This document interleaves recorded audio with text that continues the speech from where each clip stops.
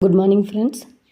TRP ரிலேட்டடான topics. Rabindranath Tagore வந்து ஒரு கல்கத்தாவை சேர்ந்த அதாவது பெங்காலி எழுத்தாளர். தன்னுடைய சிறந்த படைப்பான கீதாஞ்சலி என்பதற்காக வந்து 1913ஆம் ஆண்டு வந்து நோபல் பரிசு பெற்றுள்ளார்.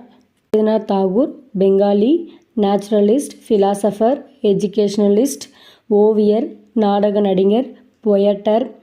இவர் பிறப்பு 7 மே 1861, இறப்பு 7 ஆகஸ்ட் 1941. இடம் வங்காளம், மொழி வங்காள மொழி. குறிப்பு: வங்காள இலக்கிய இசையில் பெரும் மாற்றங்களை கொண்டு வந்தவர். இவர்தான் ஐரோப்பியர் அல்லாத நோபல் பரிசு பெற்ற மனிதர். முதல் இந்தியரும் இவரே. ஜனகணமன மற்றும் வங்காளதேசத்தின் தேசிய கீதமான அமர் சோனார் பங்காளா என்ற 2 தேசிய கீதங்களை இவர் இசைத்துள்ளார். தொடர்ச்சி அடுத்த பதிவில் பதிவிடப்படும்.